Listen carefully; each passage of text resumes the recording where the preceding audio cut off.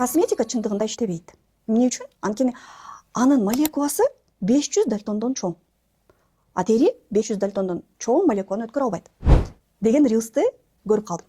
Мен дагы жашыраак кезекте врач-косметолог болуп иштеп атканда, көп кардарларды кабыл алганда мен дагы чындап айтканда эми косметика бул үстүртөн эле эптеп иштейт. Чынында эффект менин лазерлерим, менин инъекцияларым жана башка нерселер берет деп ойлогом.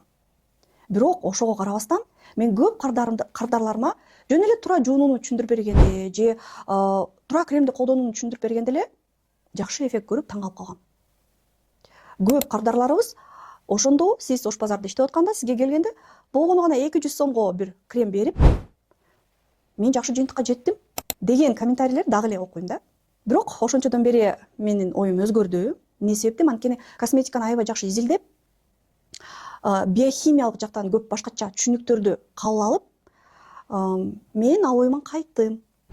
Жана көп реалдуу өзүбүздүн кардарларыбызда болгон эффекттерди көрдүм. Биринчи миф: косметиканын молекуласы чоң, 500 дальтон, а теринин поралары кичинекей, ал жака түшпөйт дейт. Ага биринчи жооп: а баары түшүш керекпи? Жок. Билесиңерби? Косметиканын негизги максаты бул үстүңкү катмар. Орусча роговой слой деп коебуз. Бул катмар дубалга окшош. Кирпичтен жасалган дубал. Дубалдын цементи болуш керек, ал церамиттер. Дубалдын кирпичтери жакшы болуш керек, ал кератиноциттер. Дубалды тазалап, турултуп туруш керек, ал жемиш кычкылдары. Дубалды жууп туруш керек, ал деген жуунучу каражаттар жана тониктер. Ошол дубал жакшы иштесе, эпидермалдык барьер жакшы иштесе, тери биринчиден күндөн картайбайт, анткени коргоо жакшы. Экинчиден, тери жөндөн эле сезгенбейт. Демек, сезгени аз болсо, картаюу дагы аз болот. Кеч картаят.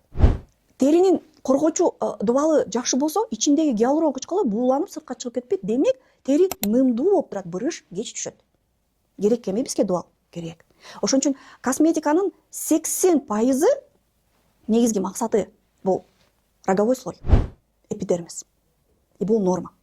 Анткени биздин кремдердеги ар бир ингредиенттин өзүнүн теридеги иштей турган катмары бар. Ал катмардан башка катмарга кетпеш керек. Анан көбү эң үстүңкү катмары менен, эпидермис менен иштеш керек.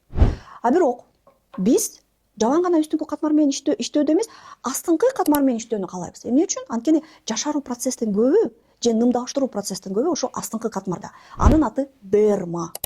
Собственно, кожа деп коет. Ал жерде гиалурон кычкылы бар, коллаген бар, эластин бар.